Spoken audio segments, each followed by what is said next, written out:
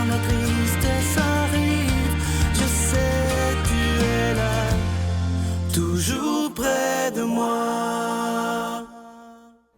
Bon vendredi, bienvenue à votre émission de la Victoire de l'amour. J'espère que vous allez bien ce matin. Comme on le fait tous les vendredis, on rejoint quelqu'un qu'on aime beaucoup à la Victoire de l'amour. Elle est médecin, chirurgienne en ORL, le docteur Valérie Julie Brousseau.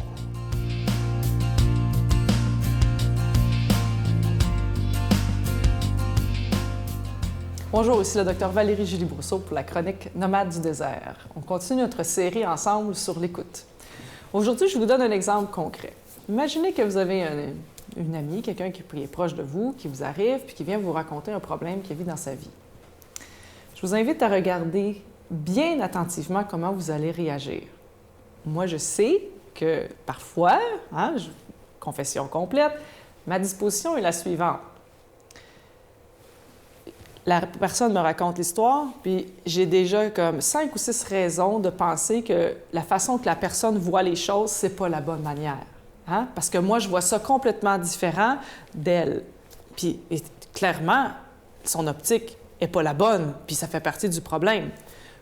Encore, elle m'arrive avec son problème, puis déjà dans ma tête, là, en dedans de quelques minutes, j'ai 4-5 solutions pour elle. « Ah, mais j'ai déjà vu ça, ça m'est déjà arrivé à moi. » « Ben regarde, c'est facile, c'est ça qu'il faut faire. » Ou, tu sais, j'ai un autre ami qui a vécu quelque chose de similaire. Lui, il a fait ça, puis ça a super bien marché pour lui. Ah, puis l'autre, par exemple, il a fait telle autre affaire, puis ça marche vraiment pas.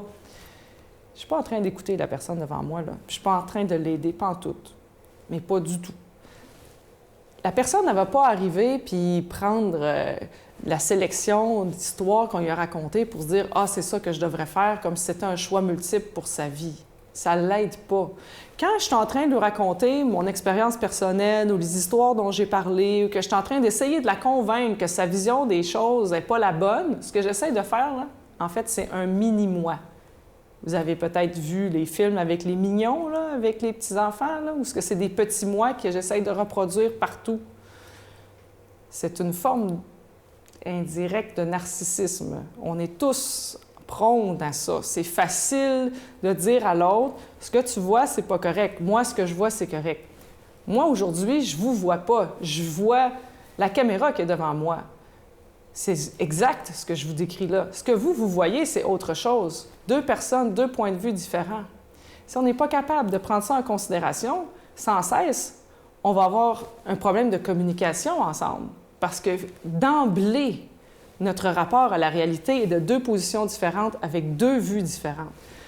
Votre histoire est différente de la mienne. À problème présumément identique, les réponses peuvent être infiniment différentes et non moins justes et appropriées. Il n'y a pas juste une solution au problème, mais il y a une solution juste pour la personne, pour ce qu'elle vit avec ce qu'elle est, au temps de sa vie où ce qu'elle est rendue.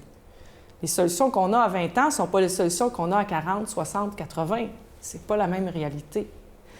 On peut facilement entrer en relation avec les gens avec une disposition où ce que c'est nous qui avons la solution. Malheureusement, ce n'est pas une bonne disposition. La solution, c'est la personne qui a le problème qui l'a. Même dans ma pratique, je peux arriver à faire un super beau plan de traitement. Ça peut être tout à fait juste et correct, mais si la personne, elle, ne décide pas d'entrer dans la solution, mon plan de traitement ne vaut rien. Demeurons ouverts et disposés que l'autre réalise sa solution. Je vous souhaite une bonne semaine. Notre Père qui es aux cieux, que ton nom soit sanctifié, que ton règne vienne, que ta volonté soit faite sur la terre comme au ciel. Donne-nous aujourd'hui notre pain de ce jour.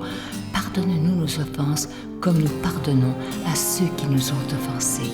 Ne nous laisse pas entrer en tentation, mais délivre-nous du mal, car c'est à toi qu'appartient le règne, la puissance et la gloire pour les siècles des siècles. Amen.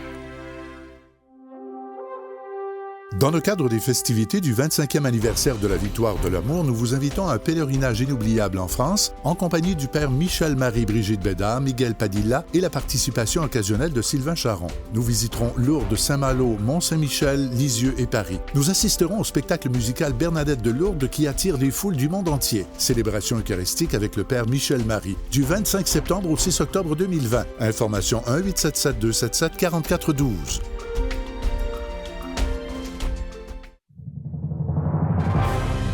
En compagnie du père Michel-Marie, Marcia Pilote, Sœur Angèle, Éloi Gillard, Stéphane Roy, Brigitte Bédard et Sylvain Charon. En chanson, Mélissa Bédard, Georgia Fumanti, Jessica Poulain et Miguel Padilla. Et un mini-spectacle de l'unique Natacha Saint-Pierre et Grégory Turpin. Les 6 et 7 juin 2020 à 13h et 19h à la salle Maurice-Aubry de Sherbrooke. À réserver rapidement au 514-523-4433 ou sans frais au 1-888-811-9291.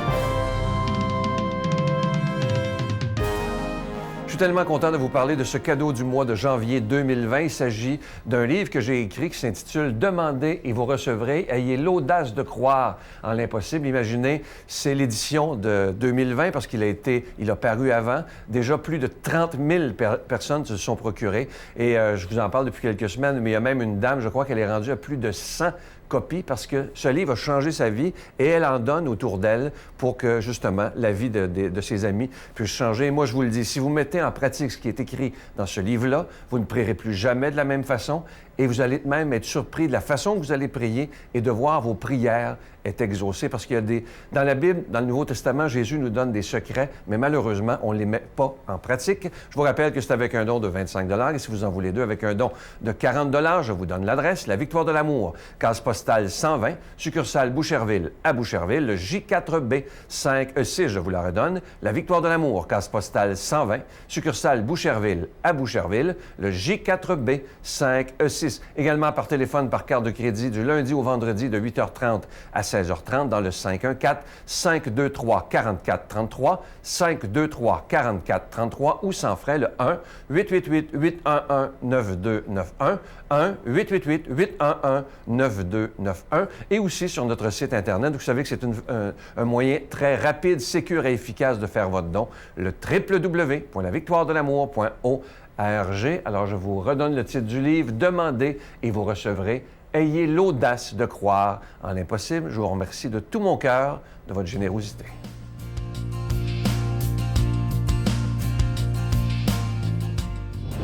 Qui n'a jamais rêvé de recevoir une lettre du Christ? Eh bien, la voici, le tout nouveau livre du père Michel-Marie, D'un amour brûlant aux éditions Artege. Enfin disponible au Québec dans toutes les bonnes librairies. Aujourd'hui, la parole de Dieu est proclamée par notre ami, l'abbé Éloi Gillard.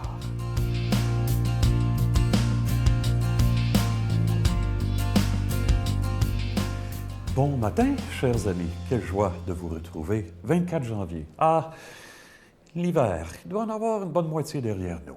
Enfin, on le souhaite, hein? Et en tout cas, aujourd'hui, la parole de Dieu est apte à nous réchauffer le cœur. Je vais vous donner des exemples de gens qui ont compris des choses là-dessus, qui nous aident à avancer dans cette conviction-là, que l'amour est possible tout le temps. Alors, tout de suite, on y va. On est dans l'Évangile de Marc. Jésus gravit la montagne et il appela ceux qu'il voulait. Ils vinrent auprès de lui et il en institua 12 pour qu'ils soient avec lui et pour les envoyer proclamer la bonne nouvelle avec le pouvoir d'expulser les démons. Donc, il établit les 12. Pierre, c'est le nom qu'il donna à Simon, Jacques, fils de Zébédée, et Jean, le frère de Jacques. Il leur donna le nom de Boanerges, c'est-à-dire fils du tonnerre. André, Philippe, Barthélemy, Matthieu, Thomas, Jacques, fils d'Alphée, Thaddée, Simon le Zélote, et Judas Iscariote, celui-là même qui le livra. Belle gang, hein?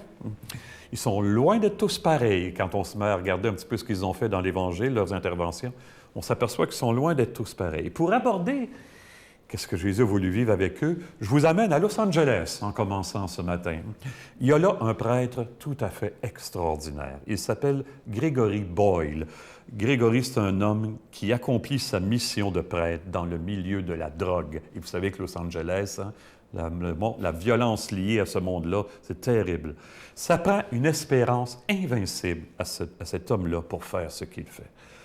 Quand il présente Dieu à une personne autour de lui, savez-vous ce qu'il dit? « Je te parle de celui qui ne peut pas détourner les yeux de toi. » Pas évident, hein, pour les personnes qui côtoient d'entendre ça. Et vous savez qu'il a construit son quartier général en face d'une des plus grandes prisons du monde, un peu à l'extérieur. Volontairement, il a fait ça. C'est incroyable d'avoir fait ça. Hey, c'est assez admirable, hein? Alors, pour qu'il puisse proposer des choses aussi étonnantes et provocantes, il faut qu'il ait lui-même fait cette expérience d'être avec Jésus. Avez-vous remarqué ce que dit l'Évangile? Et moi, ça, je trouve ça tellement beau. Avant de les envoyer, il les choisit pour qu'ils soient avec lui. Prenons le temps de ressentir ça. Pas juste pour les donner une conférence, pour qu'ils soient intimement avec lui et lui avec eux, sous-entendu, bien sûr aussi, hein? Quand ils auront vraiment fait l'expérience d'être gagnés par l'amour de Dieu comme Jésus, là, Jésus va les envoyer prêcher, il va les envoyer guérir, il va les envoyer sauver le monde, en tout cas proclamer que le monde est sauvé plus précisément, hein? Mais il s'assure avant de la présence vivante en eux qui est capable de tout changer, qui va les transformer. Prêcher et guérir, hey, en dehors de l'amour né de Dieu, on n'a pas grand-chose à dire. Hein? Et je vous donne deux exemples pour vous montrer ce que ça veut dire, l'amour qui peut tout guérir, tout changer. Moi, vous savez, j'aime l'art à la folie. Il y a un peintre japonais que j'admire beaucoup, qui vivait au 18e siècle. Vous ne l'avez probablement jamais entendu nommer. Katsushika Hokusai. Les Japonais connaissent bien. Il a fait une 40aine de vues du mont Fujiyama. Vous savez, le mont Fujiyama, là, les deux versants sont similaires, sont presque identiques. C'est une montagne sacrée. Il a fait une 40aine de vues magnifiques du mont Fujiyama. Et il en a fait une sur un vase. Et c'était tellement beau. Et tout à coup, quelqu'un échappe le vase. Brisé. On amène les morceaux à Hokusai. Il les a recollés. Et il a fait, partout où il avait recollé, il a fait un fil d'or. Il a tracé un fil d'or. Partout, ça a été refait. Et le vase est plus beau après qu'avant. Quand l'amour s'infiltre dans nos brisures, il est capable non seulement de les réparer, mais de les rendre plus belles qu'avant. Au moins, il nous donne de croire ça. Un premier exemple. Un deuxième exemple, c'est un bonhomme que j'aime beaucoup, l'ancien général des Dominicains, le père Ratcliffe, Timothée Ratcliffe. Il me fait prendre conscience d'une chose l'autre jour. Il ne faut pas banaliser le mal dans la vie des gens, là, dire Dieu il peut tout faire. Hein? Il y a des gens qui ont été tellement malmenés dans leur enfance, tellement brimés cruellement. Ce ne serait pas les respecter de dire « il faut que tu pardonnes comme ça ». Mais Ratcliffe, il dit, ce qu'on peut lui dire, as-tu remarqué sur la croix, Jésus, il ne dit pas « je pardonne à tous ces gens-là, Père ». Il dit « Père, pardonne-leur. Crée l'ouverture en moi ». Bien, et ça, c'est beau, hein? Jésus nous dit, à travers nous, on peut demander au Père d'ouvrir. Si on n'est pas capable de dire oui, au moins au-dedans de nous, ça ne dit pas non. Le Père peut venir faire le travail de pardon, de guérison au-dedans de nous. Nous, ça viendra plus tard. Trouvez pas ça beau, savoir que c'est déjà accompli, que le Père nous bénisse en ce sens. Nous sommes avec lui, qu'il accomplisse un travail de renouveau de la vie. Au nom du Père, du Fils et du Saint-Esprit. Amen. Bonne vie, c'est quoi de dire. À bientôt, tout le monde. Je vous salue Marie, pleine de grâce. Le Seigneur est avec vous. Vous êtes bénie entre toutes les femmes, et Jésus, le fruit de vos entrailles, est béni. Sainte Marie, Mère de Dieu, priez pour nous pauvres pécheurs, maintenant et à l'heure de notre mort. Amen.